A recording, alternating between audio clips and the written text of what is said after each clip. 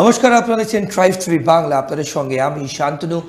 নীতি নির্ণয় না দুর্নীতির আরও একটি পর্ব আপনাদের সামনে নিয়ে আমি এখানে এই মুহূর্তে উপস্থিত। Television industry, film industry, Glamour industry যেভাবেই আপনারা সম্বোধন করেন কিংবা বলেন, আজকে আমাদের অতিথি কিন্তু তিনি এই মুহূর্তে বিজেপির নেত্রী এবং তার সঙ্গে প্রখ্যাত অভিনেত্রী, script writer and director Papiya Adhikari আমার বাঁদিকে বসে আছেন। আমাদের আজকের অতিথি নীতি নির্ণয় না দুর্নীতিতে। পাপিয়াদি, আপনাকে ট্রাইব টিভি বাংলা স্টুডিও এবং এই অনুষ্ঠানে স্বাগত। আপনাকে আমি প্রথমেই যেটা নিয়ে জিজ্ঞেস করব, আমি যেভাবে ইন্ট্রোডাকশন দিলাম যে আপনি একজন অভিনেত্রী, তার সঙ্গে স্ক্রিপ্ট রাইটার, ডিরেক্টর এবং বিজেপি নেত্রী।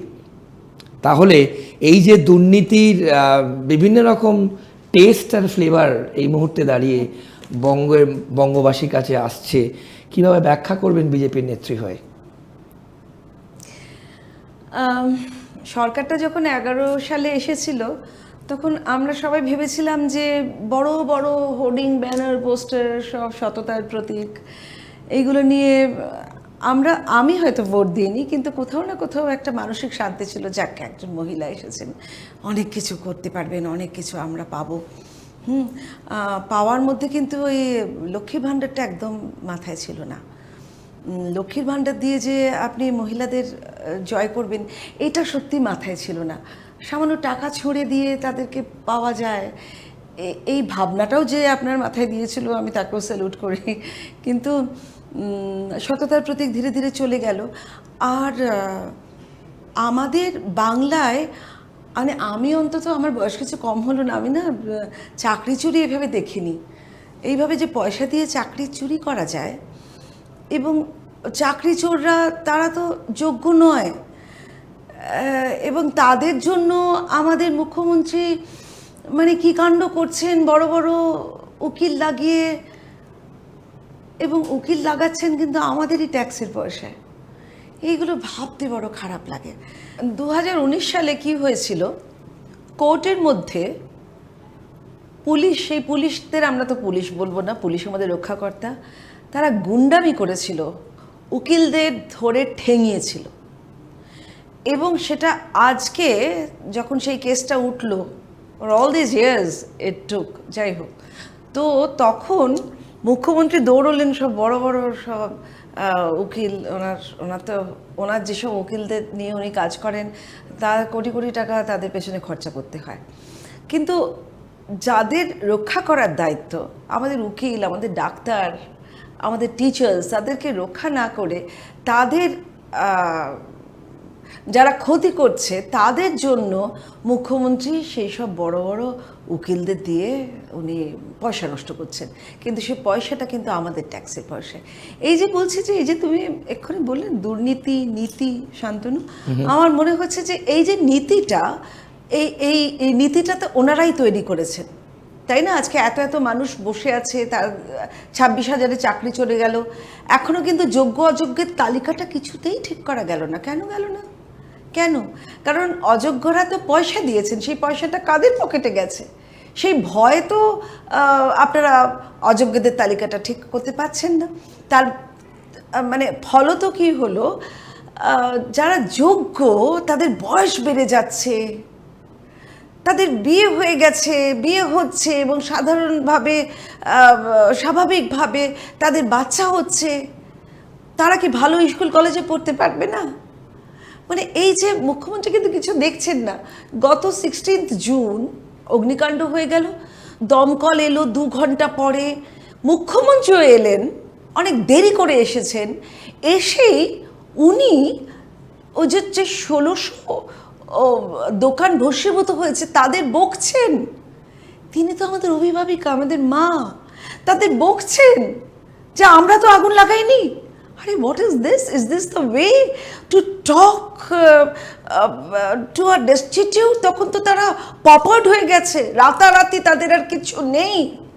তিনি কিন্তু একবারও সুজিতকে বললেন না, সুজিত ভাই তুমি দেরি করেছো কেন? তিনি একবারও ওই জনাব ফারহাদ হাকিমকেও জিজ্ঞেস করেননি যে ভাই আপনার এখানে কেন আগুনের পরিবেশটা ঠিক নেই? দিস ইজ আপনার ক্যাপাসিটিতে তো এগুলো করা উচিত ছিল। উনি না এখন শুধু ওনার লয়ালিস্টদের তোষণ করতে উনি ব্যস্ত, আর একটা খুব ব্যস্ত, উনি 30% মুসলমান ভোটারদের দিকে উনি খুব ব্যস্ত, কারণ ওটাই তো ওনার তুরুপের তাস।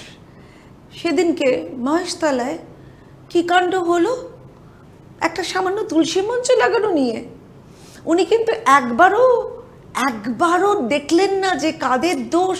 হিন্দুদের উনি কিভাবে, মানে একে তো যেন পুলিশ ডিপার্টমেন্টে অনেক মুসলমানদের উনি ঢুকিয়েছেন, নাহলে যে ওবিসি 84টা আদার কাস্টকে উনি একদম সরিয়ে দিয়েছেন, কারণ মুসলমান ছাড়া ওনার আর কেউ নেই দেখার, উনি তো অভিভাবিকা।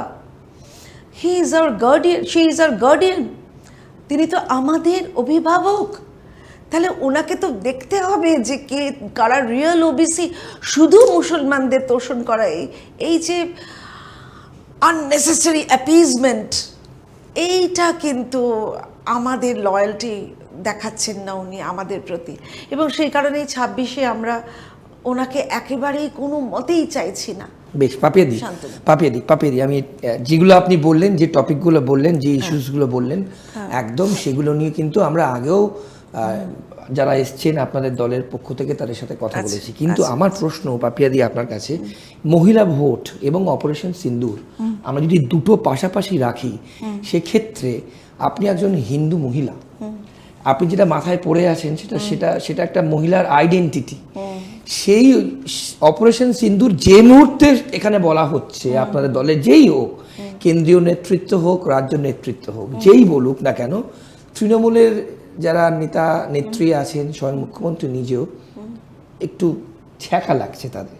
তা আমার প্রশ্ন, সিঁদুর যেটা আপনি মাথায় পড়ে আছেন, ছ্যাঁকা কেন লাগছে? 1, 2, মহিলা ভোট, যেটা আমাকে প্রথমেই আপনাকে বললাম, একটা বিশাল বড় অ্যাসেট। তাহলে মহিলা ভোট, আমি যদি লক্ষ্মীর ভান্ডার ইনক্লুড করে বলি, 500 টাকায় যে মহিলা বিক্রি হয়, এটা মমতা ব্যানার্জি প্রথম ভেবেছিলেন বাংলায়। না, তাহলে এখন কি 26-এ কি? না, 26-এ আপনাদের এজেন্ডা কি? আমাদের এজেন্ডা একমাত্র এই যে চরম নির্মমতার সরকারকে ফেলে দেওয়া এবং মানুষদের বোঝানো। এবার অন্যান্য আমি আমার মুসলমান ভাইদেরও বলছি, যেখানে যেখানে আমাদের বিজেপি গভর্নমেন্ট আছে, just go and C how the Muslims are being treated. তারা অত্যন্ত সুখে আছে, অত্যন্ত ভালো আছে, অত্যন্ত রেসপেক্টেবিলিটিতে আছে। সেইটা আপনাদের ভুল বোঝানো হচ্ছে। একটা সিএ এনআরসি করে তো আপনাদের মাথা খারাপ করে দিয়েছেন, তো এখন আর সেটা চলে গেছে কেন? এত তুমুল অনুপ্রবেশকারী, এটা ভাবা যাচ্ছে না যে এই যে আমি যেটা বলবো ভাবছিলাম, এই যে ওবিসিতে রোহিঙ্গাদের ঢুকানো হয়েছে, বাংলাদেশি অনুপ্রবেশকারীদের ঢুকানো হয়েছে, কেন? বাংলাদেশি অনুপ্রবেশকারীদের কেন ঢুকানো হবে?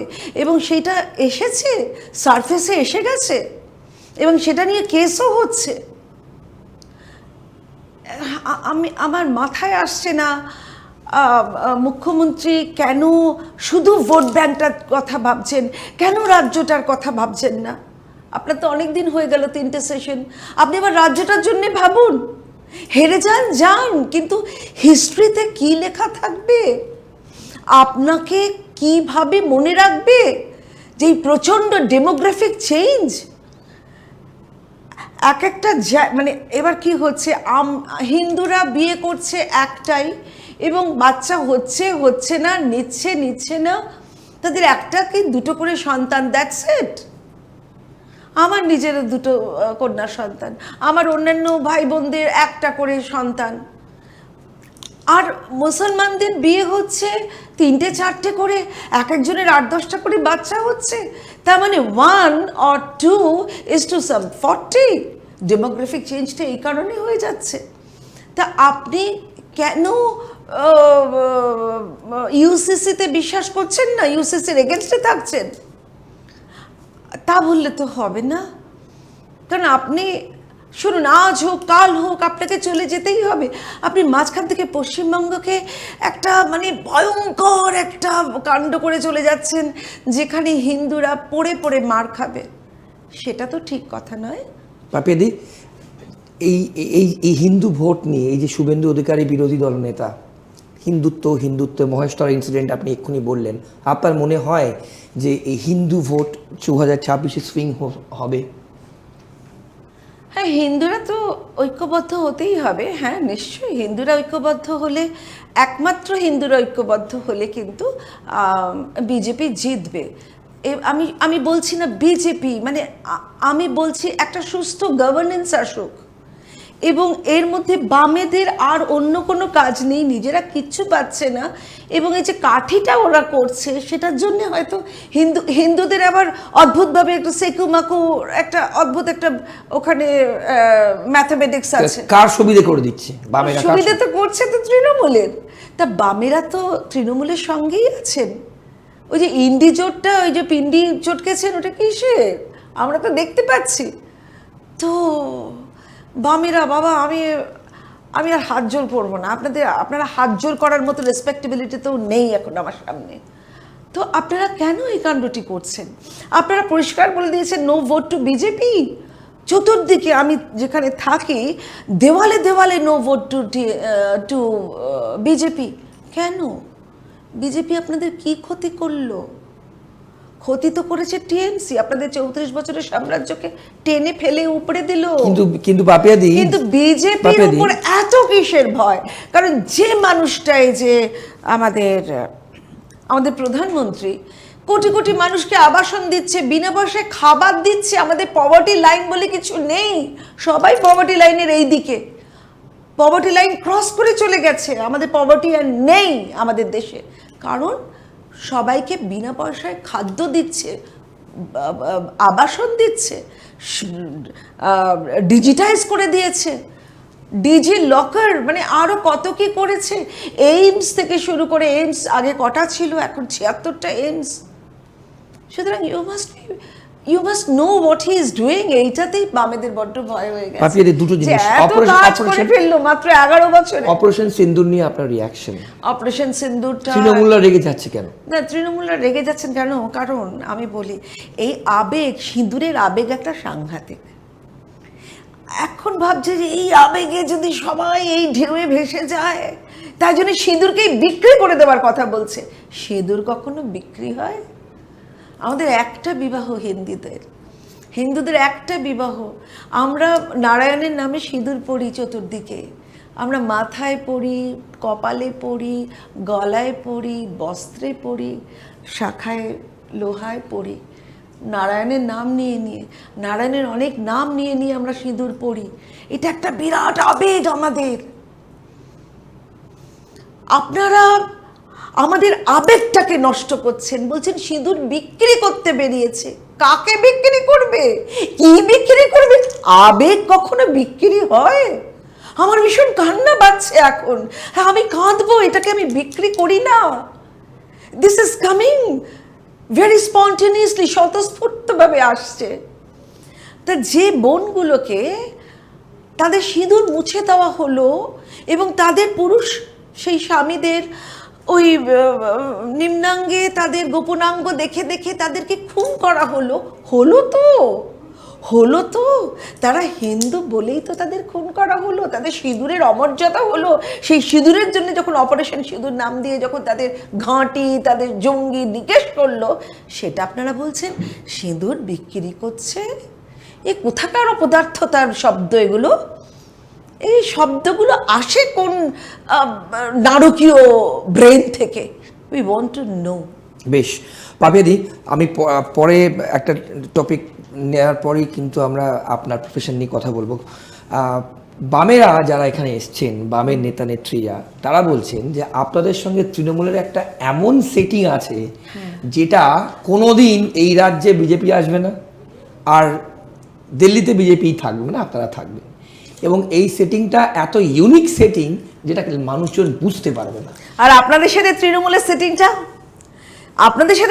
সেটিংটা কি সেটা আগে আমরা বুঝিয়ে দিন, তারপরে তো আমাদের সেটিং নিয়ে আমরা কথা বলবো। দিনরাত পায়ে পড়ছে আপনাদের তৃণমূলের নেত্রী, দিনরাত পায়ে পড়ছে, সেই সব তো আপনি বলেননি। দিন রাত পায়ে পড়ছে যাতে সরকারটা থাকে।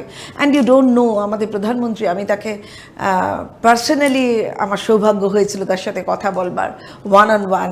আমি দেখলাম ওই ভদ্রলোক একেবারে 10টা 5টা নয়, পকেটে ভরবার লোক নয়, স্পিরিচুয়ালি উনি অনেক আপলিফটেড মানুষ, ওই রকম মানুষ পাওয়া যায় না। সেই মানুষটার এগেনস্টে আপনারা বুঝতে পেরেছেন, ইউ ক্যানট জাস্ট স্ট্যান্ড। সারা পৃথিবীর মানুষ যাকে স্যালুট করছে, যার পায়ে হাত দিয়ে নমস্কার করছে পর্যন্ত বিদেশিরা, বিদেশি বড় বড় পলিটিশিয়ানসরা, আপনারা বুঝতে পেরে গেছেন সেই মানুষটি কে, কি। তা সেই মানুষটা শুধু রেল, আমি বলছি মানে কি না করেছে, লিস্টটা যদি তোমাদের মানে আপনাদের শোনাই তাহলে এই প্রোগ্রাম কম পড়ে যাবে। আপনারা দেখুন, গুগল সার্চ করে দেখুন, what has it done in this 11 years. কিচ্ছু না, 11 ইয়ার্সের আগে কি ছিল আর এখন কি হয়েছে। সবাই মিলে ভয় পেয়ে গেছে, এই জন্য সবাই মিলে ওই মানুষটার পেছনে আদা জল খেয়ে লেগে পড়েছে। কোনো সেটিং নয় রে বাবা, সেটিং বামেরা, তোমরা তৃণমূলের সাথে ভালো সেটিং করেছো বিজেপিকে যাতে না ঢুকতে না দেও। তোমরা ভোটটা কেটো না তো, তোমরা ভোটটা কাটবে কেন? তাহলে আপনি কি বলছেন বামের ভোট আপনারা পাবেন, বামের ভোট রামে আসবে? বামে, আমি তো নিজে বাম সাপোর্টার ছিলাম না, আমি তো ছিলাম। আমি এখন মনে হচ্ছে আমি আরো অনেক আগে মোদিজির সাপোর্টে আসতে পারতাম, যে মানুষটা এইরকম এত কাজ করেছে। মানে আমি যে কিরকম ভক্ত হয়ে পড়েছি তোমাকে কি বলবো। সেই মানুষটা খেয়ে না খেয়ে কি কাণ্ড করে আজকে ইন্ডিয়াকে কোন জায়গায়। আমি তো শুধু রাজ্যটুকু ভাবছি না, আমি পুরো দেশটা ভাবছি। আমার মেয়ে আর্মি পাবলিক স্কুলে পড়েছে, আমার শ্বশুরমশাই একসময় মিলিটারিতে কাজ করতেন। তো আমরা দেশ ভাবি, আমরা ছোট রাজ্য। কে কি হেড়ে গলায় গান গাইলেন আমার যাওয়ার সময় হয়েছে সেটা নিয়ে হই হই। আপনারা তো আমাদের টহরবাবু বলে আমাদের দৃষ্টিটা, এই তৃণমূল সরকার আমাদের দৃষ্টিটা সরিয়ে দিচ্ছে। আসল তো কিছু দেখতে দিচ্ছে না, যে কেন তারা বর্ডারে জমি দিচ্ছে না, কেন অনুপ্রবেশকারীরা আসছে, রেগুলার ঘুষপেট, রেগুলার ইন্ট্রুডার্স। রোহিঙ্গাদের একটা বড় শহর হয়ে গেছে, ভাই এত বড় শহর করে ফেললো রোহিঙ্গারা। তারা কারা? তারা তো আমাদের লোক নয়। ওবিসিতে যারা চান্স পেয়েছে তারা তো আমাদের লোক নয়, ওরা তো ইন্ট্রুডার্স। ওদেরকে কি করে, আর তাদের সব দেখো, কালকে পরশু রোজ ওই ছেলেগুলোকে ধরা হচ্ছে যারা বাংলাদেশ থেকে এসেছে। তারা কি বলছে, আমরা চলে আসি, আমাদের আধার কার্ড কারা করে দেয়? ওখানে লোক আছে দাদা, আধার কার্ড করে দেয়, আমাদের ভোটার কার্ড করে দেয়। এদের উপর ভরসা করে আমাদের মুখ্যমন্ত্রী অ্যাপিজমেন্ট করে যাচ্ছে, তোষণ করে যাচ্ছে। আমি তো ভাবতে পারছি না। আরেকটা কথা, অনেক ভোটার্সরা মারা যাচ্ছে, ডেড ভোটার্স। এই ডেড ভোটার্সদের তো ভাবতে হবে। আর লেফট ভোটার্স মানে যারা স্থান ত্যাগ করেছে, একটা ডেড ভোটার যারা মারা গেছে, আর একটা লেফট ভোটার্স যারা সেই স্থান ত্যাগ করেছে, তাদের কিন্তু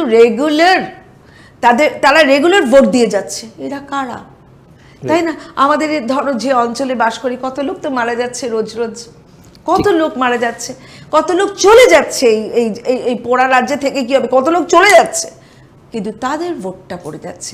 দিস ইজ মানে নিয়ারলি 30% যদি সবটা ধরা যায়।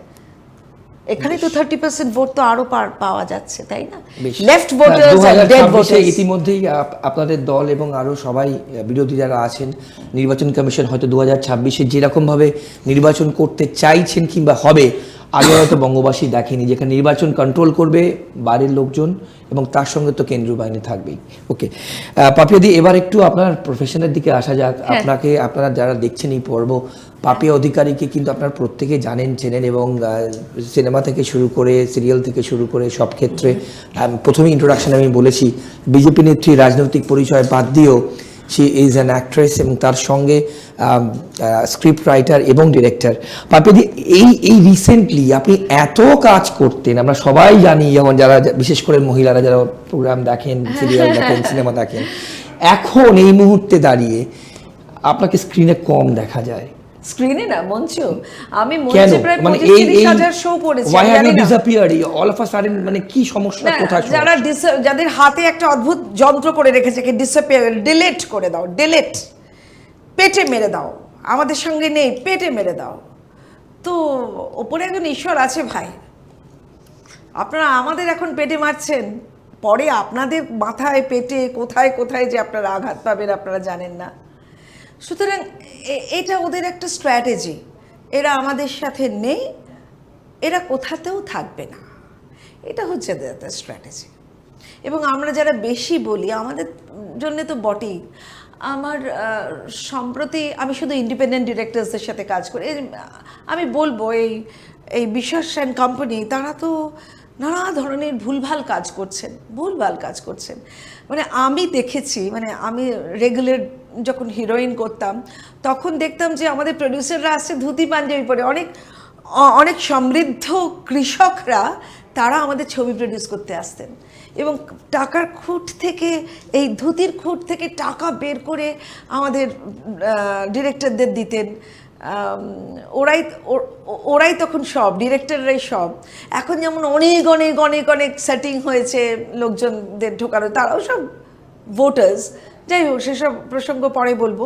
তো দিয়ে বলতো ওই মায়েদের আবার তারিখগুলো, পরের তারিখগুলো একটু নিয়ে নিন, মানে ডেটস, পরের তারিখগুলো একটু নিয়ে নিন, এই টাকা। ওরা আসতো ওই খুঁট থেকে বার করে। এখন তারা কেউ নেই, ইন্ডিপেন্ডেন্ট প্রডিউসার্সরা আর নেই। কেন নেই? তাদের উপর জোর করে কত কিছু চাপিয়ে দেওয়া হয়েছে, এই একে নিতে হবে, ওকে নিতে হবে, তাকে নিতে হবে। ওরা সব আমাদের ভোটার্স। সিন্ডিকেট রাজ, আপনি যে ইন্ডিকেট করছেন সিন্ডিকেট রাজ, ওরা সব আমাদের ভোটার, ওদেরকেই নিতে হবে। যেমন কোনো পাড়ায় যদি বাড়ি তৈরি করা হয়, তোমরা কি করছো না করছো না, আমাদের এইখানকার, আমাদের এই লোকাল, এরাই হচ্ছে বালি সাপ্লায়ার, এরাই সিমেন্ট সাপ্লায়ার, এরাই সব করবে, এরাই ইলেকট্রিকের কাজটা করবে। আরে আমি ডিরেক্টর, আমি ঠিক করব যে আমার কখন কাকে লাগবে, কটা লোক লাগবে এবং তারা কারা। তারা তো, তাদের এক্সপার্টিসটা চূড়ান্ত হতে হবে আমার কাজটা ভালো করবার জন্য। না, তাদের লোক রাখতে, এবং এতগুলো লোক রাখতে হবে। এইটা আবার কোর্টে, জানো শান্তনু, কোর্টে এই যারা ইন্ডিপেন্ডেন্ট ডিরেক্টরসরা তারা সব জিতে গেছে যে না, তোমার যেটুকুন লাগবে সেটুকুনি তুমি নাও। কিন্তু না, হচ্ছে না। বিশ্বাস অ্যান্ড কোম্পানি বলছে না না না না না না, তোমরা এই করলে আর হবে না। যাদেরকে ডাকছে তারা ছবি আটকে দিচ্ছে, কারণ ওরা তো সব অরূপ বিশ্বাসের হাতে, অরূপ বিশ্বাস বলছে, স্বরূপ বিশ্বাসের হাতে বাঁধা। এই ওখানে কাজ করতে যাবি না, যা, দিচ্ছে না, কাজ করতে দিচ্ছে না। কোথায় যাবে তাহলে?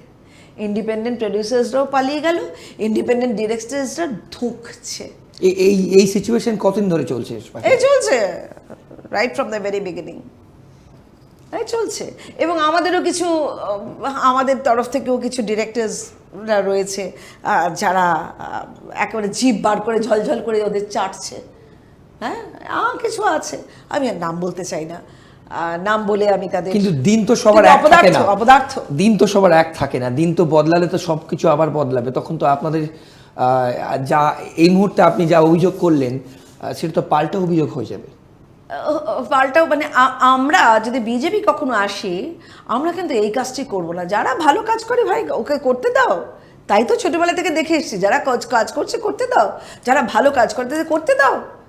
এটা কি? কিন্তু মুখ্যমন্ত্রী বলেছিলেন বদলা নয় বদল চাই, বলেছিলেন বদলা নয় বদল চাই। তো বদলা তো এভরি ডে ওনার পলিটিক্যাল ভেন্ডেটা লোকে দেখে নিচ্ছে, every day, in every situation. আরে সামান্য একটা দোকান করবে, তুমি আমায় কি দেবে? আগে এই কাঠমানির এই যে সিন্ডিকেট হয়েছে, এটা তো আমি জানি না কি করে বদল হবে। একমাত্র যদি তাদেরকে সরানো যায় তাহলেই বদল হবে। বেশ পাপেদি, আমরা শেষের দিকে যাচ্ছি। তাহলে আপনি যে অ্যাসপেক্টে বললেন, তো সাংঘাতিক অভিযোগ করলেন, এবং এখানে আগেও আপনাদের দলের সর্বরিদি এসেছিলেন, তিনিও একই কথা বলেছেন। হ্যাঁ, অনেক কাজ করে পার্টির জন্য। তিনিও একই কথা বলেছিলেন যে এই যে সিন্ডিকেট রাজ যেটা আপনি বললেন এই মুহূর্তে চলছে, এবং একজন শিল্পী তো তার শিল্প সত্তা নিয়েই মানুষের সামনে আসে। আপনার প্রথম পরিচয় দেখ, আপনি একজন অভিনেত্রী, আপনার অনেক সিনেমা যখন আমি ছোট ছিলাম কিংবা আপনারা যারা আছেন দেখেছেন, কিন্তু তার শিল্পকে যদি কেউ বাধা দেয় এবং যে সিন্ডিকেটের অভিযোগ আপনি করছেন, তো মারাত্মক অভিযোগ করছেন, যেটা সর্বরোধী করেছিল, তো এর আলটিমেট সলিউশন কি পাপিয়াদি, এর ভবিষ্যৎ কি? ওদের উপরে ফেলে দাও, ওদের ফেলে দাও, ওদের উপরে ফেলে দাও। এবং দর্শক, আপনারা কজন দর্শক দেখছেন আমি জানি না, হয়তো এখানে যারা দেখছেন না তারা হাতের মোবাইলে দেখবেন, আপনারা দেখবেন, আপনারা দেখুন ট্রাইব টিভিকে, আপনারা দেখুন এবং দেখে আপনারা নিজেরা বিচার করুন যে কি করা যায়। আপনারা কিন্তু ভাই, মহিলাদের আরও বিশেষ করে বলছি, তোমরা যারা সাথী পাও, তোমরা যারা ভান্ডার পাও, তোমরা যারা শ্রী পাও, তোমরা ভেবো না যে তোমরা এটা পাচ্ছ বলে তৃণমূল সরকারকে ভোট দিতে হবে। ভোট দেওয়ার সময় যখন আঙুলের চাপটা দেবে না, তখন মনে করবে যে এই যে তোমরা পেয়েছো এটা একটা সরকারি প্রকল্প। এই সরকার, তৃণমূল দলটা শুধু নয়, এই সরকার তোমাদের সরকার। এই সরকারি প্রকল্প তোমাদের টাকা দিয়েছে। তার জন্যে যে ওই মমতা ব্যানার্জিকে ভোট দিতে হবে এমন কোনো কথা নেই। কারণ এরপর যে বিজেপি সরকার যখন আসবে, তখন তোমরা এখন 500 পাও, 1000 পাও, যাই হোক, ওরা 3000 টাকা করে দেবে। ওরা আবাসন প্রকল্প আরও অনেক বেশি দেবে, কারণ সেটা তো সরকারি প্রকল্প। সমস্ত প্রকল্প তোমরা নেবে, কিন্তু ভোটটা দেবে যারা এই 11 বছর, সামান্য 11 বছরে এত কাণ্ড করে দিয়েছে। বেশ বোঝা গেছে না? বেশ পাপিয়াদি, একদম শেষে দুটো প্রশ্ন। 2026-এ তৃণমূলের খুব বড় চ্যালেঞ্জ, আপনি কি কন্টেস্ট করছেন, প্রার্থী হচ্ছেন? আমাকে না ওরা আগের বার একটা সিট দিয়েছিলেন, তখন আমি জয়েন করেছিলাম। তো আমি কিন্তু পলিটিক্সে নতুন নই, আমার পলিটিক্স সে থাকা অভ্যেস ছোটোবেলা থেকে আমি মাকে দেখেছি। আমার মা Kalyani Adhikari, director and actor and singer and dancer, মানে সেই অ্যান্ড স্ক্রিপ্ট রাইটার। তিনি খুব ভালো, কল্যাণী অধিকারী অনেক কটা ছবিও করেছেন। তো কল্যাণী অধিকারী আমাকে শিখিয়েছিলেন কখনো চাইতে নেই, তুমি কাজ করবে, আর ওই নেতার মতো ভাষণ দিয়ে নয়, নাচ গান অভিনয় করে মানুষের বুকের ভিতর আসন নেবে, এটা আমি শিখিয়েছিলেন। এবং ওরা তাই করেছিলেন গণনাট্য করে।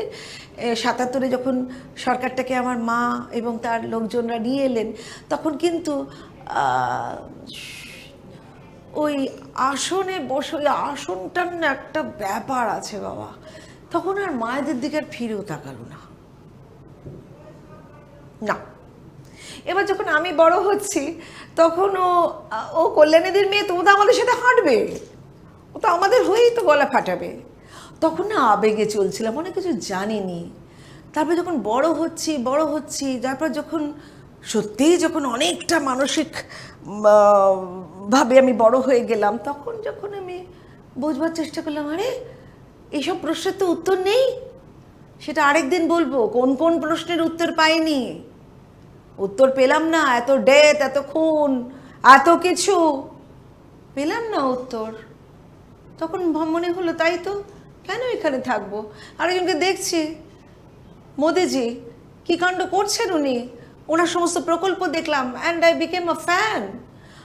জানো না, আমরাও কিন্তু আবেগে চলি, আমরা অভিনেতারা, আমরা আবেগে চলি। তখন মনে হলো, এই লোকটাকে যদি জয়েন করি, এর পার্টিটাকে যদি জয়েন করি, তাহলে একটা ভালো দেশ আমরা দেখতে পাবো। দেখি না সেই দেশ। তাহলে 26-এ আপনি ক্যান্ডিডেট হচ্ছেন?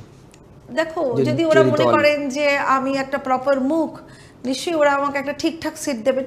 আগেরবার যে আগেরবার সেটা বলা হলো না, যখন আমাকে বললেন যে এই সিটটা আপনাকে, আমি না সত্যি ভাবিনি। হ্যাঁ, মানে পাপিয়া অধিকারী, আমার 25-30 হাজার শো করেছি, 23 বছর যাত্রা করেছি। তার আগে গ্রুপ থিয়েটার থেকে, বোর্ড শো থেকে, শনি রবি বৃহস্পতিবার ওয়ান ওয়াল থিয়েটার থেকে, থিয়েটারের লোক। আমি ভেরি সিরিয়াস অ্যাক্টর। তা আমি ভাবলাম, আমি যেখানেই যাই, তারপরে আমাদের ব্যালে হাঙ্গামা একটা ছিল, আমাদের ডান্স একটা ইউনিট, প্রচুর শো করেছি। আমার মারুতি ভ্যানে তখন যেতাম, মারুতি ভ্যানটা মানুষ কাঁধে তুলে নিয়েছে, আমাদের পা পড়তে দেবে না রাস্তায়, গাঁদা ফুল ছেটাতে ছেটাতে গেছে। আমি ভাবলাম আমার দর্শক, আমার ভক্ত, ওখানে গিয়ে দেখলাম হিন্দু মুসলমান মার্জিনালাইজড। এটা আমার বেশ। মাথায় ছিল না বেশ, ভাই। আমি মুসলমানদের বলছি, আপনাদের ঘাড়ে পা দিয়ে যিনি উঠেছেন তিনি আপনাদের জন্য ওবিসিতে নাম ঢোকাবেন বটে, কিন্তু আর কি করেছেন সেটা তো এবার আপনাদের দেখার দরকার। একদম এক কথায় বাপিয়াদি, আমাদের সময় একদম শেষ। এক কথায় এই প্রশ্নটা না করলেই নয়, দুর্নীতিশ্রী বলে কি কোনো নতুন প্রকল্প আপনি এক্সপেক্ট করছেন এই মুহূর্তে দাঁড়িয়ে যে অবস্থা? দুর্নীতিশ্রীতে প্রথম তকমা দিতে হবে, একেবারে ক্রাউন পরিয়ে দিতে হবে আমাদের মুখ্যমন্ত্রীকে, কারণ ওনার কথা ছাড়া তো এত সব হতো না, ওনার নড ছাড়া, ওনার সম্মতি ছাড়া তো এত কিছু হতো না। তাই আর একটা কথা, এই সরকারটা কিন্তু আপনার হাতে আর নেই ভাই। আপনি আমাদের থেকে সামান্য একটু বড়, কিন্তু আপনার হাতে আর আপনার সরকারটা নেই। বেশ, এটাও কিন্তু আমাদের কাছে একটা গভীর চিন্তনের বিষয়। পাপিয়াদি অনেক ধন্যবাদ, আপনার অনেক বিজি স্কেডিউল, তার মধ্যে আপনি সময় দিয়েছেন, অনেক ধন্যবাদ, আমরা কৃতজ্ঞ আপনার কাছে। আজকের পর্ব এ পর্যন্তই। অন্যান্য সব খবরের জন্য দেখতে থাকুন ট্রাইব টিভি বাংলা। নমস্কার, ভালো থাকবেন।